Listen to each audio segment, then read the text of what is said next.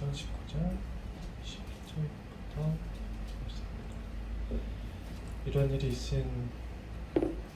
일이 있은 뒤에 바울은 마케도니아와 아가야를 거쳐 예루살렘으로 가기로 마음에 작정하고 나는 거기에 갔다가 로마에도 꼭 가봐야 하겠습니다 하고 말하였다. 그래서 자기를 돕는 사람들 가운데서 디모데와 에라스도 두 사람을 마케도니아로 보내고 자기는 얼마 동안 아시아에 더 머물러 있었다. 그 무렵에 주님의 도우 때문에 적지 않은 소동이 일어났다. 데메드리오라고 하는 윤장이가 은으로 아데미 여신의 모형을 신전들을 만들어서 직공들에게 적지 않은 돈벌이를 시켜주었다. 그가 직공들과 이런 일에 종사하는 사람들을 모아놓고 말하였다. 여러분이 아시는 바와 같이 우리는 이 사업으로 잘 살고 있습니다. 그런데 여러분이 보고 듣는 대로 바울이라는 사람이 에베소에서 뿐만 아니라 거의 온 아시아에 걸쳐서 사람의 손으로 만든 신이 아니라고 말하면서 많은 사람을 설득해서 마음을 돌려놓았습니다. 그러니 우리의 이 사업이 명성을 잃을 위험이 있을 뿐만 아니라 위대한 아데미 여신의 신정도 무시당하고 또 나아가서는 온 아시아와 온 세계가 숭배하는 이 여신의 위신이 땅에 떨어지고 말 위험이 있습니다. 거기에 서 있는 사람들이 이 말을 듣고 격분해서 에베소 사람의 아데미 여신은 위대하다 하고 소리를 질렀다. 그래서 온 도시는 큰 혼란에 빠졌고 군중이 바울의 동행자들인 마케도니아 사람 가이오와 아리스다고를 붙잡아서 한꺼번에 극장으로 몰려 들어갔다. 바울이 군중 속에 들어가려고 하였으나 제자들이 그것을 말렸다. 바울에게 호감을 가진 아시아의 몇몇 고관들도 사람을 보내서 바울에게 극장에 들어가지 말라고 권하였다. 극장 안에서는 더러는 이렇게 외치고 더러는 저렇게 외치는 바람에 모임은 혼란에 빠지고 무엇 때문에 자기들이 모여들었는지조차 알지 못하는 사람이 많았다. 유대 사람들이 알렉산더를 앞으로 밀어내니 군중 가운데서 몇 사람이 그를 다그쳤다. 알렉산더가 조용히 해달라고 손짓하고서는 군중에게 변명하라고 하였다. 그러나 군중은 알렉산더가 유대 사람인 것을 알고는 모두 한 목소리로 거의 2시간 동안이나 에베소 사람의 아데미 여신은 위대하다고 외쳤다. 드디어 시장 서기관이 무리를 진정시키고 나서 말하였다. 에베소 시민 여러분, 우리의 도시 에베소가 위대한 아데미 여신과 하늘에서 내린 그 신상을 모신 신전 수호자임을 모르는 사람이 어디 있습니까? 이것은 부인할 수 없는 사실이니 여러분은 마땅히 진정하고 절대로 경솔한 행동을 해서는 안 됩니다. 신전 물건을 도둑질한 사람도 아니요 우리 여신을 모독한 사람도 아닌 이 사람들을 여러분은 여기에 끌고 왔습니다. 그러므로 데메드리오와 그와 함께 있는 직공들이 누구를 걸어서 송사할 일이 있으면 재판정도 열려있고 총들도 있으니 당사자들이 서로 고소도 하고 맞고소도 해야 할 것입니다.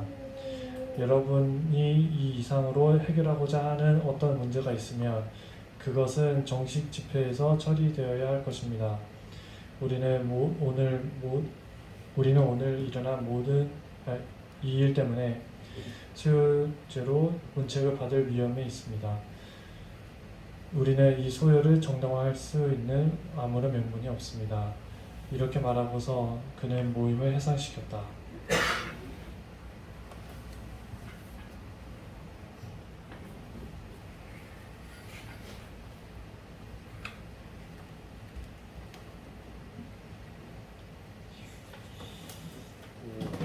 사도행전 19장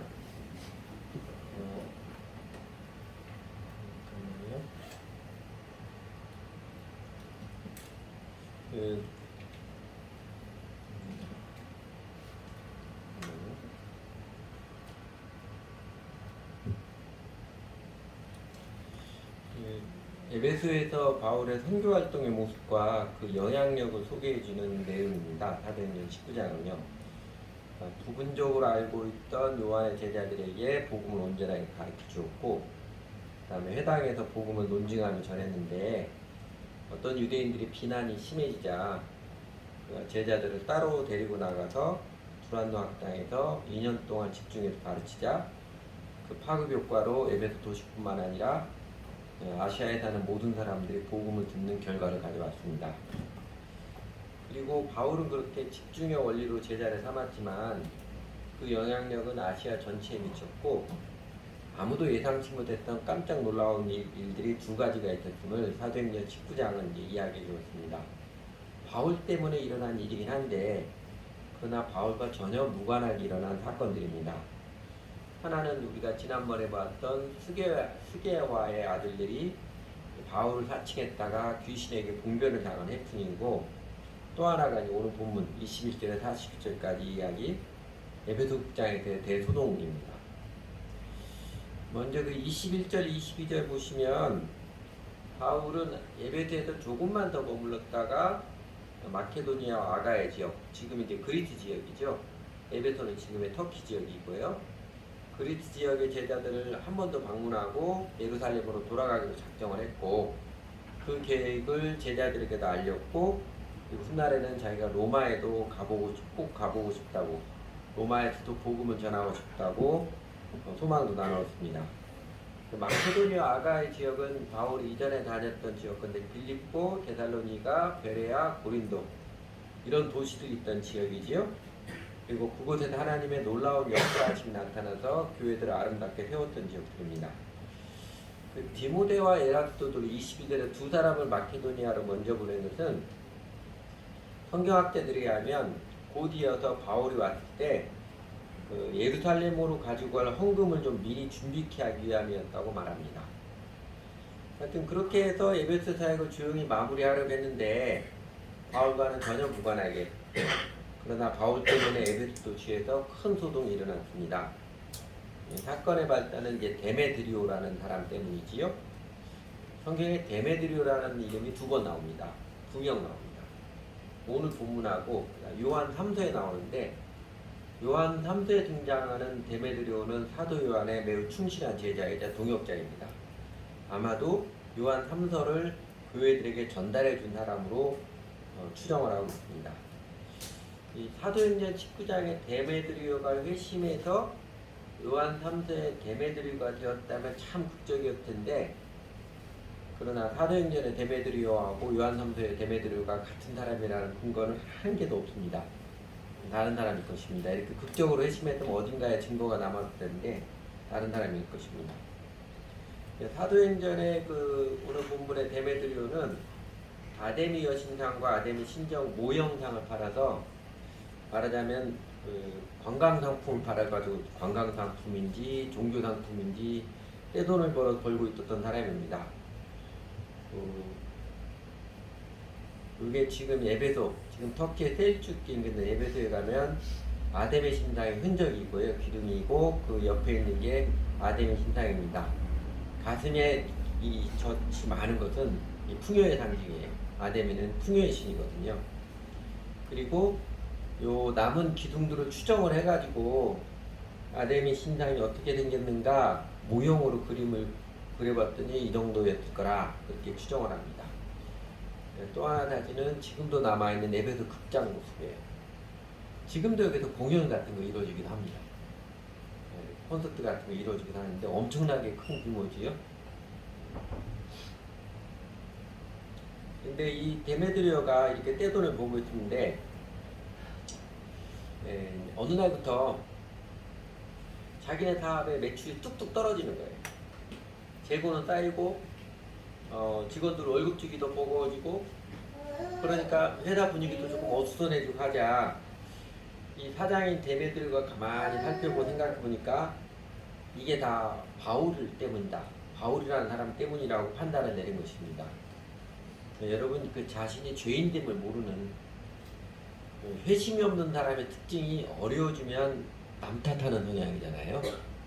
자기 잘못을 모르고 자기가 어려워지면 남에게 탓하는, 그게 이제 주인의 대표적인 특징입니다. 결국 데메드리오가 사장이니까 이제 머리를 굴렸지요. 명분론을 내세우죠.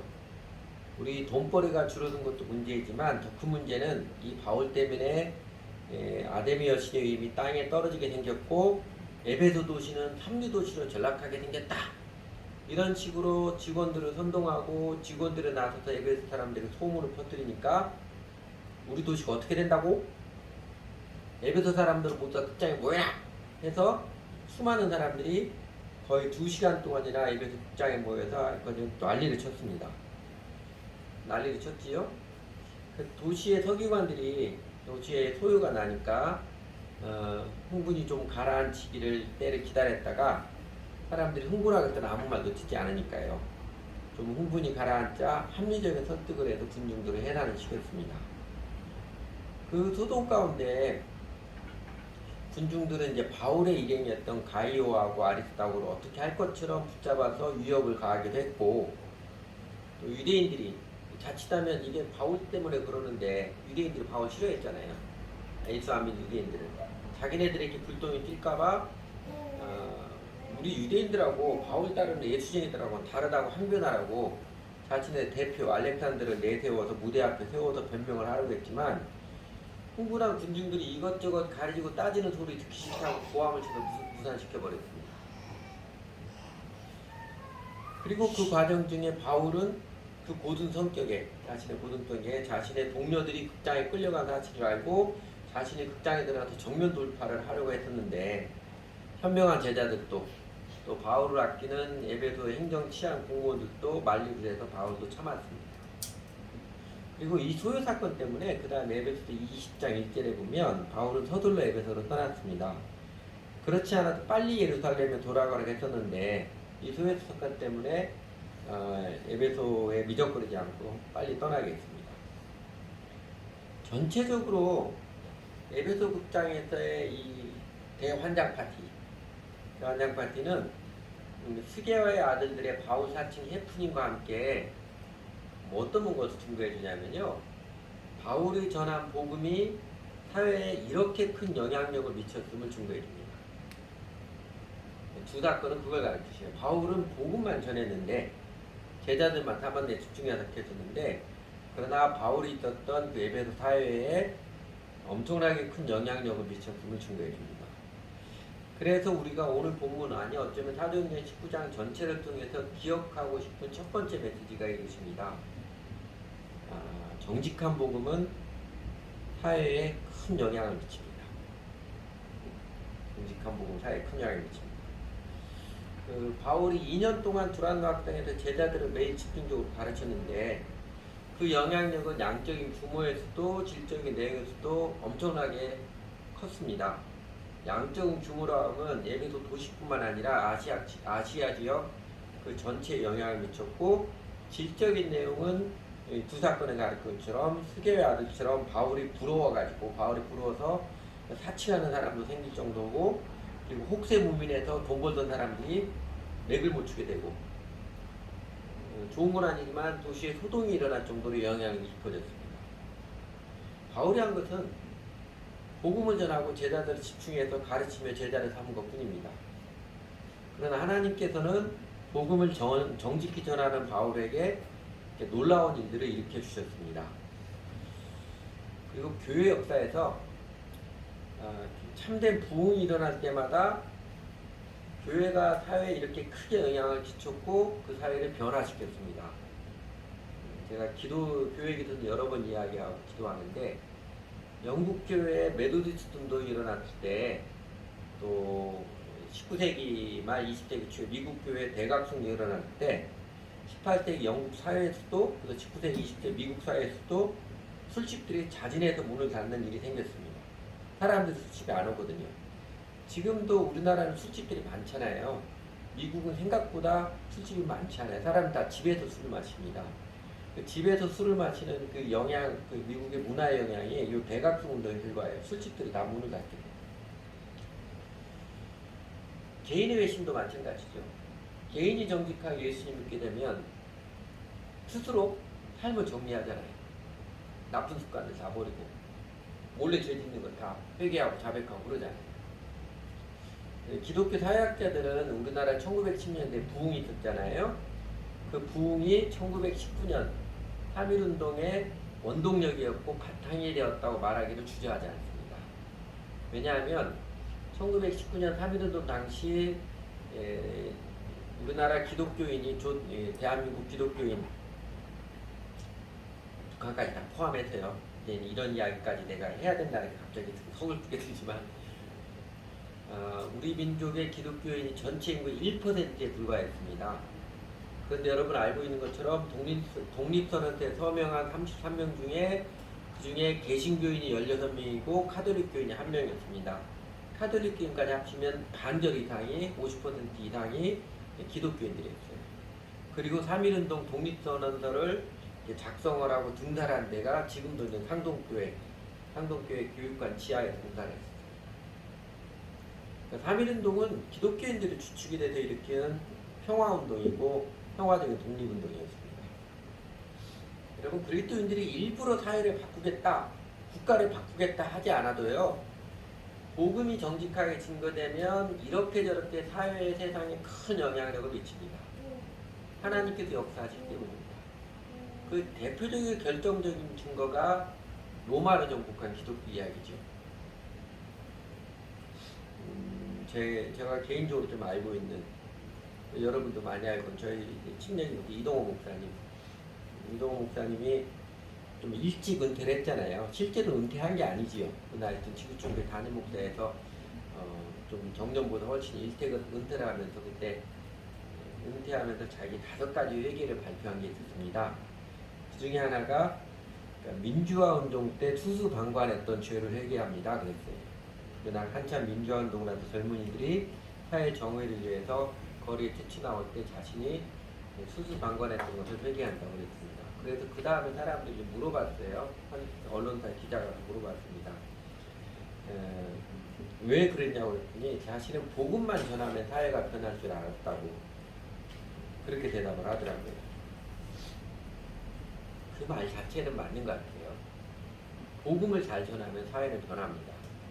그런데 이동호 목사님 이제 좀 친분감이 있으니까 또 이제 감히 제 주제에 이동호 목사님 약간 비판하는 판단하는 같은 모습 보이지만 제가 보기에는요 이동호 목사뿐만 아니라 지금까지 대한민국 교회 유명한 목사님들이 달달한 복음을 전해서 초대형교회로 성장시키는 데 성공했지만 사실은 하나님 나라의 복음을 제대로 온전히 전하지 않았기 때문에 사회를 변화시키지 못한 건 아쉽습니다.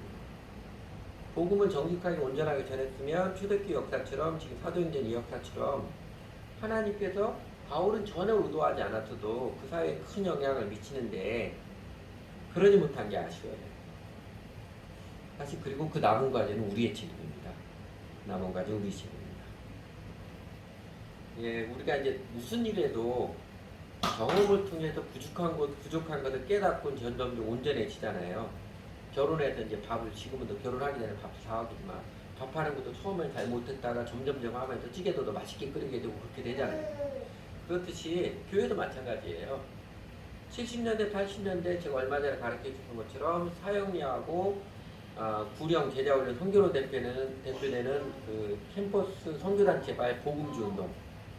이게 확실히 50년대, 60년대보다는 한결 진일보한 가르침입니다. 한결 진일보한 가르침에서 하나님께서 그것을 통해서 큰 영향을 미쳤지만 그 열매로 지금도 대한민국 상류층의 반절 정도가 크리스천이에요.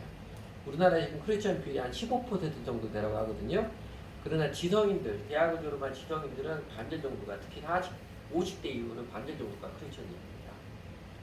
물론 지금 현재 20대 대학생들은 2%도 안 돼요. 큰 영향을 미쳤지만 그 90년대 이후 근 30여 년 동안 교회의 영향이 줄어든 것, 그래서 지금 현재 대학생 크리스천 비율이 2% 실제된 크리스천 비율이 2% 안 되는 것은요, 사형리로 대표되는 복음주의 신앙 및 선교에서 부족한 것을 보완하지 않고 그대로 답습하고 있기 때문입니다.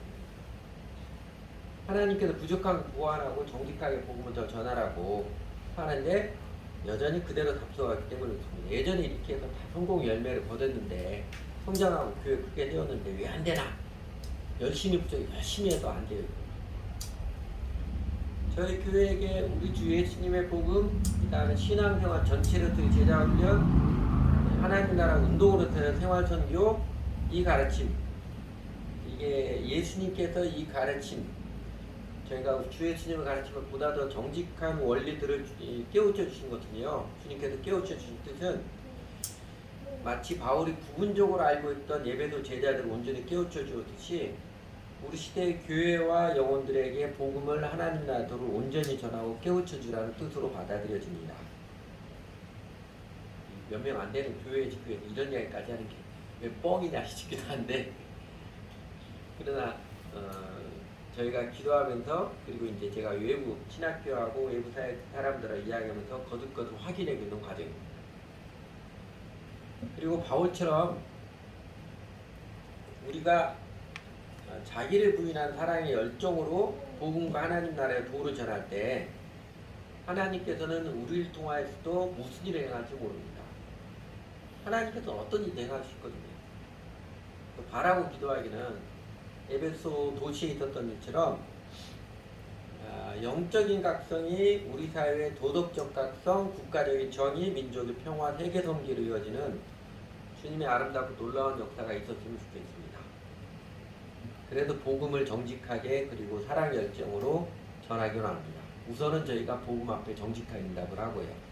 눈에 보이지고 많은 사람들 하는 것처럼 그냥 적당히 교회 한번 다니는, 마치 샤머니즘적으로 종교의식에 한번 참석하면 못 받겠지, 그 의식 깨뜨리고 예수를 주님으로 관계를 맺고 주님을 배우고 따르는 삶을 세워가는 복음에 정직하게 응답하고 정직하게 복음을 전하는 사람들이 쉽게 예수 믿는다고 안 해도 예수 믿는 것은 예수님 주님으로 관계를 맺는, 예수님께 인생을 헌신하는 것입니다.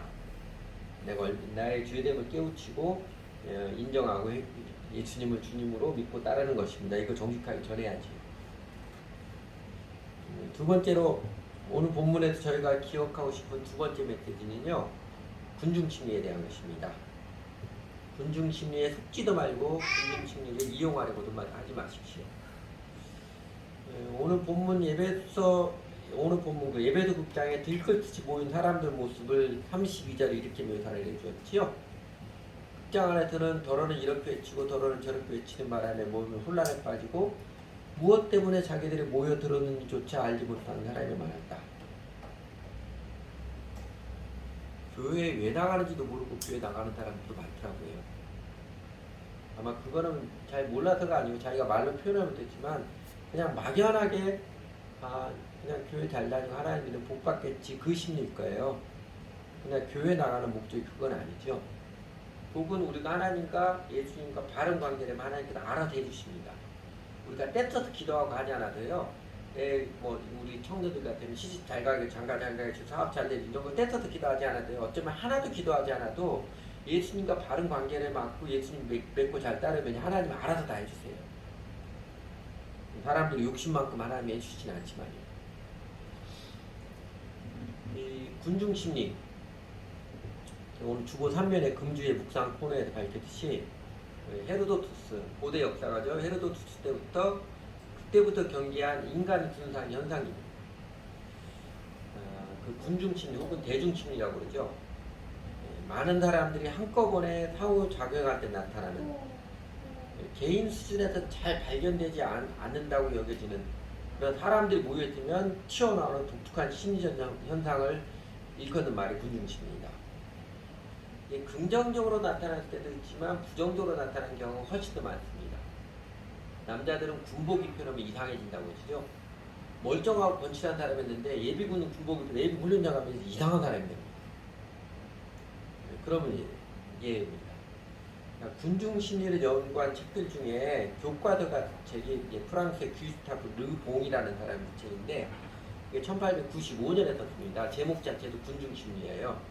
이 사람은 원래 의사였거든요. 의사였다 자신의 경험을 통해서 책을 썼는데, 르봉에 의하면 군중 심리 이런 것입니다. 군중에 잠겨드는 개인은 도덕 감각을 잃어버리고 타인의 영향력에 크게 취약해지며 그때그때들은 충동과 감정, 욕구에 따라 야수 때처럼 아우성을 치며 난리법석을 치는 현상, 이렇게 설명을 했습니다. 이 르봉의 통찰력이 큰 영향력을 미친 것은요. 이전에도 군중 심리에 연구한 학자들이 있습니다. 이전까지 다른 사상가들은 군중은 이렇게 나쁘고 저렇게 나쁘다, 통제불능이다 이렇게 결론을 냈습니다. 근데 르봉은요, 군중은 이렇게 나쁘고 저렇게 나쁘다. 그러나 이 점을 권력자들이 잘 활용할 여지가 있다. 이렇게 결론을 냈습니다. 그래서 무솔리니는 르봉의 책을 읽고 르봉하고 개인적인 편지를 하는데 개인적인 감사 편지까지 썼고요. 히틀러에게 호응을 받았고 히틀러의 나파스 괴벨스라고 그러죠. 히틀러의 심리전을 담당했던 괴벨스가 이를 악용해서 파시즘을 일으켰던 것입니다. 여러분 성경에 보면 마귀의 또 다른 이름을 공중의 권세 잡은 자라고 하지요. 오지훈이라는 사람이 있습니다. 크리스천 작가인데 책 몇 권 안 썼어요. 이 사람이 재밌는 거는 책에다 자기 소개할 때도 잘하게 안 썼어요. 전임했어. 복음주 교회를 다니다가 그 복음주 교회 다녔었고 공기업에 취업했다가 그만두고 1년 동안 도서관에 처박혀서 공부하고 써낸 책이 하나 있습니다. 진리의 희생이라는 책인데 오주인 이 작가의 표현을 보면 사탄이 뭐냐? 사탄이란 희생양 메커니즘을 통해 질서를 유지하는 공중의 권세 잡은 자이며 군중의 인지불능을 획책하는 거짓의 아비입니다. 공중의 권세 잡은 자가 군중의 인지불능을 획책하는 거짓의 아비입니다. 이렇게 규정을 했습니다. 공중의 권세 잡은 자, 분위기에 쉽게 휩쓸려가는 인간 군상들은요, 좀 심하게 표현하면 공중의 권세 잡은 자에게는 쉬운 먹잇감입니다. 사람 많아지면 괜히 자기 목소리 내고 싶고 앞에 나서고 싶어하는 마음, 분위기 편승해서 자기 드러내고 싶은 마음은요, 사단에게 이용당하고 있는, 사단에게 사로잡힌 마음이라 그렇게 표현할 수 있습니다. 사단의 표적에서 벗어난 일, 다르게 표현하면 군중 심리에 속지 않는 일, 범숙한 대중의 모습에서 벗어나는 일은요, 내 또한 내 자신 또한 그런 대중이었음을 깨닫고 시인하는 일부터 시작을 합니다. 보편적으로잖아요. 내가 연약한 죄인임을 알고 하나님과 사람 앞에서 정직하게 시인하는 것에서부터 진정한 구원이 시작되니까요. 아마 그런 면에서 우리 교회는 지금 근 10년 동안 지금 좋은 연단을 받고 있지요. 그나마 있던 교인들, 그래도 몇층 모여서 으쌰다 분위기 좀 있고 있었는데, 그나마 있던 교인들 이제 몇십 명 다 빠져나가고, 그러면서 분위기 썰렁해지고, 더군다나 요새는 피아노 반주도 없고, 교회당 들어올 때서 교회 몇 명 없는, 두세 명밖에 없는 분위기 썰렁하게 느껴가지고, 그래서 여러분이 예배의 마음에 지장을 받는다면요, 아직도 나는 군중심리에 많이 치우친, 내 영혼이 아직도 바람에 나는 저 같은 모습이구나, 그렇게 생각하면 맞습니다. 그리고 또한 군중 심리를 이용해서 하나님 일을 한다거나 하나님의 운동을 하려는 생각은 버려야 합니다. 앞서 잠깐 언급했던 그 기스타프 르봉의 통찰과 사상을 무솔리니, 괴벨스, 히틀러가 이용해서 역사의 경랑을 일으켰듯이 또 공산주의자들이 인민재판하잖아요. 이거는 군중 심리를 이용한 잔인한 혁명입니다. 군중 심리 이용해서 잔인한 혁명을 이루듯이, 그리고 오늘 본문에서 데메드리오가 직원들과 군중을 선동하는 군중심리를 이용했듯이 세상 역사와 사회에는요, 군중심리를 이용해서 소기의 목적을 달성했던 일이 적지 않았습니다. 그러나 언제나 그 끝은 좋지 않았습니다. 인간의 학교의 대부분은 안 좋은 영향을 끼쳤을 뿐입니다. 공중의 권세자본제 책량을 사용하는 게, 공중의 권세자본제 책량을 사용하는 게 어떻게 하나님 나라를 이렇게 하겠습니까? 그와는 정반대로 하나님 나라 운동, 예수님의 사역은요, 군중을 이용해서 목표를 달성하는 게 아니고요, 성과를 거둔 게 아니었고, 군중 심리에 휩싸이는 나약한 영혼, 다른 사람을 의존하기 때문에 다른 사람의 말에 쉽게 영향을 받는 연약한 영혼, 익명성 아래서 폭력적 파괴와 욕망을 마구 드러내는 죄인의 본성을 깨우쳐서 회개케 하는 게 그게 예수님의 사역입니다. 오늘 본문에서 바울의 제자들을 집중적으로 가르칠 때 하나님께서 에베소 도시와 아시아 지역 전체에 소리 없이 강하게 큰 영향을 미쳤던 모습을 우리는 기억해야 합니다. 하나님 나라는 언제나 그렇게 성장해 왔습니다.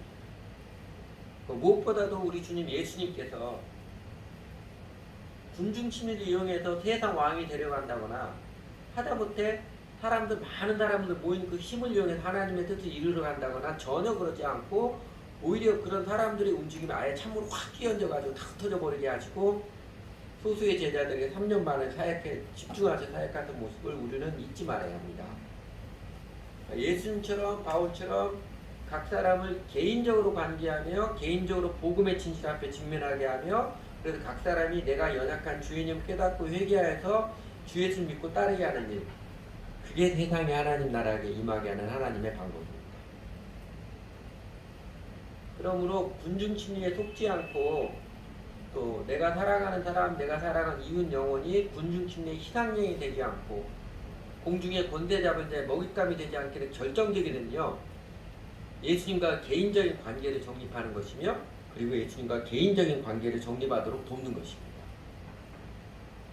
쉽게 말하면 중심 대신 그리스도, 영혼의 중심이 없으니까 바람에 휘둘리고 날아가 버리는 것입니다. 중심이 튼튼하면 바람에 조금씩 흔들림을 질릴 수 있는데, 이 질린다는 것 자체도 오해가, 이 표현 좀 오해가 소지가 있지만 바람에 전혀 안 들릴 수 없죠. 그러나 뿌리가 튼튼하고 나무가 튼튼하면 바람에 조금씩 흔들리는 거 질릴 수 있어요.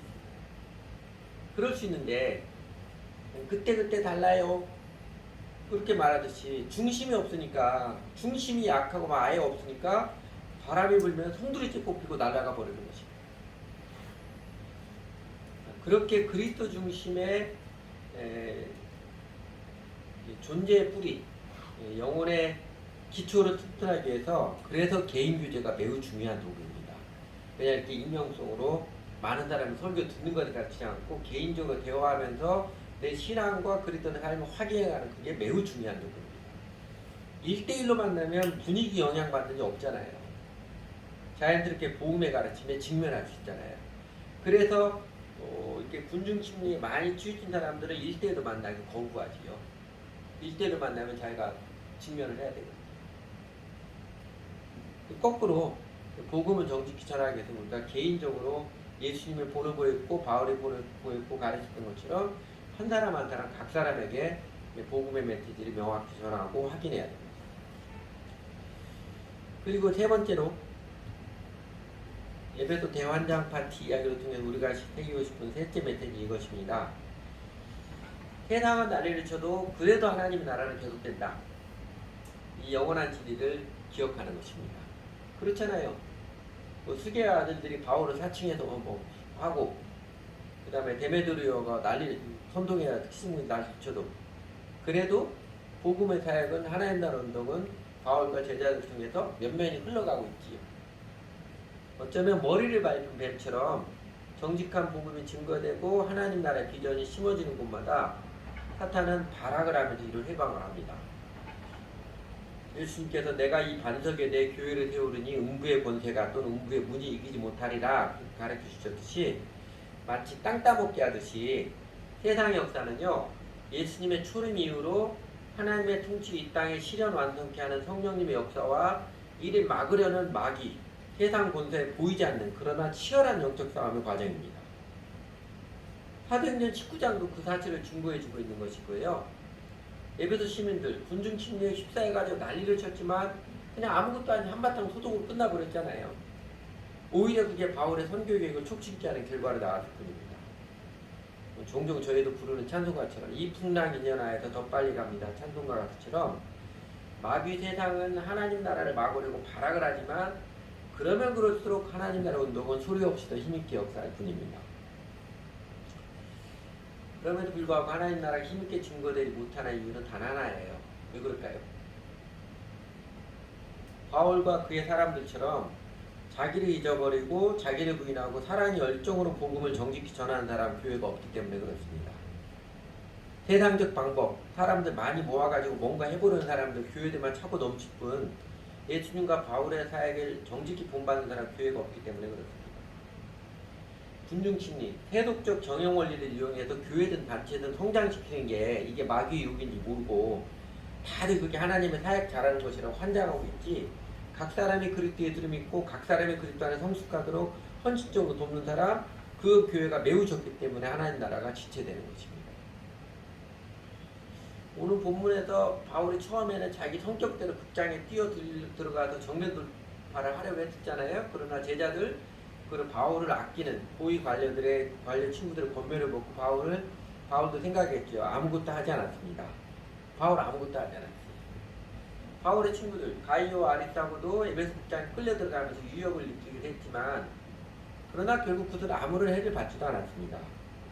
세상의 날에는 그냥 바람처럼 지나갔습니다. 영적 전쟁, 마귀들과 싸울지라 노래에서 느끼는 뉘앙스처럼 영적 전쟁 아무래도 어떤 사람, 어떤 단체에 대해서 비장하게 맡아서 수사처럼 공격하고 마구 몰아붙이고 해야 될 것처럼 여긴다면 아직 영적 전쟁의 원리를 잘 몰라서 그런 것입니다.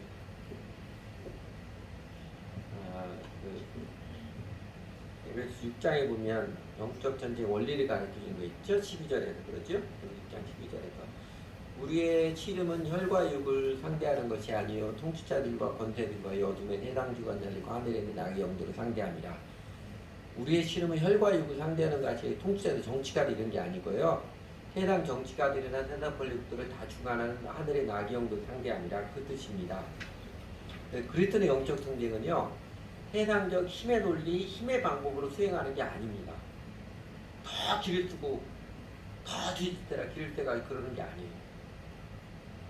에베소서 그 6장 12절 뒤에서 그 영적 싸움을 위해서 뭐 하라고 그래요?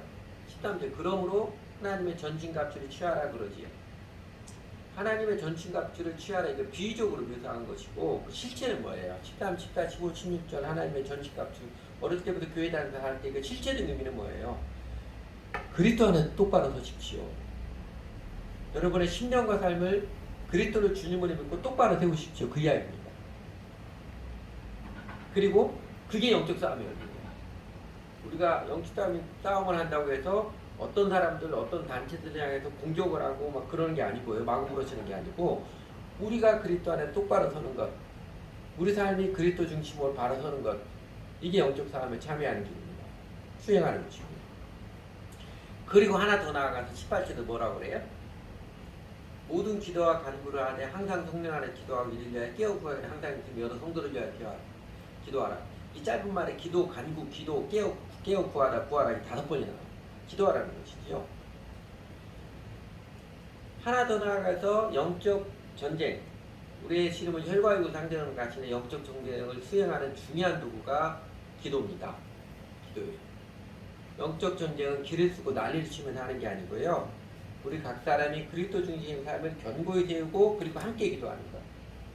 예수님께서 가르쳐 주셨듯이 하나님도 예수님께서 이렇게 기도하라 가르쳐 주셨듯이 하나님 나라가 임하도록 기도하며 살아가는 삶을 말합니다. 어느 사람이 저보고 제가 이렇게 가르치는 반문하더라고요. 성경에 마귀를 대적하라고 되었잖아요. 예, 반문하는 사람이 있습니다. 그 구절이 야고보서 4장 7절 8절에 있지요. 그런즉 너희는 하나님께 복종할지어다 마귀를 대적하라 그리하면 너희를 피하리라. 하나님을 가까이 하라 그리하면 너희를 가까이 하시리라. 죄인들아 손을 깨끗이 하라. 두 마음을 푼 자들아 마음을 성결하게 하려는데 이 말씀의 맥락의 의미는요. 하나님께 복종하여 마귀를 대적하십시오. 하나님께 가까이 하십시오. 똑같은 말의 반복입니다. 하나님께 복종하다 마귀를 대적 따로 따라가니고요. 전체적인 맥락에서는 하나님께 복종하여 마귀를 대적하십시오. 이런 맥락입니다. 우리가 마귀를 대적하는 방법은요. 무슨 귀신 잡는 해병대처럼 우리 혈기를 마귀를 막 때려잡는 그런 게 아니고요. 하나님께 순복하며 그 마귀를 대적하는 방법입니다. 유다서 9절에 보면 이런 말씀이 있죠. 천사의 대빵이죠. 천사장 미가엘이 모세의 시체에 관해 마귀와 다투어 변론할 때 감히 비방하는 판결을 내리지 못하고 다만 말은 주께서 너를 꾸짖으시기 원하노라 했군요. 이게 정확한 그 근거는 아니지만 천사의 우두머리가 셋이 있다고 그러죠. 미가엘하고 가브리엘하고 그 다음에 루시퍼가 있는데 그 루시퍼가 이게 정확한 건 아닌데 루시퍼가 반역해서 사단에 있다고 하는데 그 전통이라고 할까요? 전통적인 해석에 하면 천사장 미가엘이 권세가 없는 게 아니에요. 이 반역한 그 루시퍼보다 사탄보다 훨씬 권세가 있음에도 불구하고 그가 마귀와 다투어 결혼할 때 공격하지 않지요. 공격하지 않고 비방하지 않고 주께서 너를 꾸짖으시기 원하노라 이렇게 책망할 뿐입니다. 심지어는요, 여러분 우리 주 예수님께서도 마귀의 욕을 받으실 때 마귀가 귀찮게 하고 못하게 회방하는 것이죠. 그럴 때 그 자리에서 마귀를 때려잡아 죽이려고 그러지 않았죠. 영적 전쟁은요, 하나님의 사역은 승리로 해가는 것이 아닙니다. 오히려 그러면 그럴수록 상황을 악화시킬 뿐입니다. 오늘 본문 에베소에 있었던 이야기 증거해 주듯이 공중의 권세 잡은 자 마귀와 세상의 방은요 순간적으로 난리를 치지만 그것이 결코 하나님 나라 행진 복음의 사역을 막지 못합니다. 초대교회 로마가 그랬고 중국교회 역사가 그랬고요. 바울이 날마다 기도했듯이 그리고 거의 바울 서신 끝머리마다 기도를 강조했듯이 우리도 날마다 때마다 기도하며 복음을 전하며 살아가는 동안 세상의 광풍은 이렇게도 불고 저렇게도 휘몰아치지만 그러나 주 하나님께 맡기고 내버려두면 그저 스쳐 지나가는 바람일 뿐입니다. 우리도 바울과 팀웍의 사람들처럼 살아보기원 합니다. 그래도 하나님 나라는 계속된다.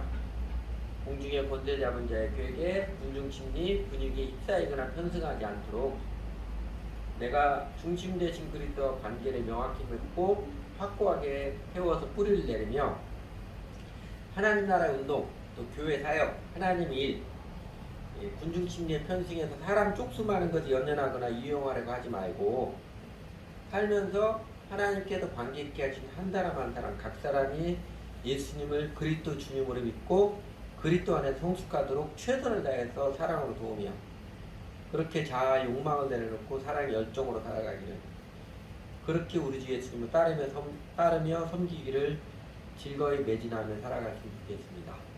하나님께서 우리 가운데 또 우리를 통해서 무슨 일을 행하실지 모르겠지만 분명히 하나님께서 일하실 것임을 기대하면서 말입니다. 기도하지요.